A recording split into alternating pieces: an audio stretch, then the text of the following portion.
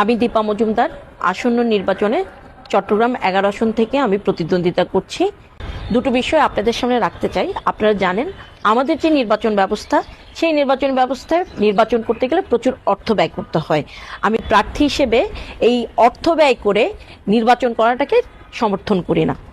অন্যান্য প্রার্থীরা তাদের প্রচারণার কাজে বিলবোর্ড ব্যানার ব্যবহার করবেন। এই বিলবোর্ড ব্যানার ব্যবহার করার মতো যে বিশাল খরচ, সেই খরচ করার মতো সামর্থ্য আমার নেই।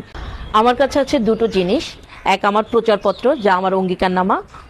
দুই, আমার পা, যে পা দিয়ে আমি আসলে সকলের দ্বার প্রান্তে আমার এই প্রচারপত্র পৌঁছে দিতে চাই।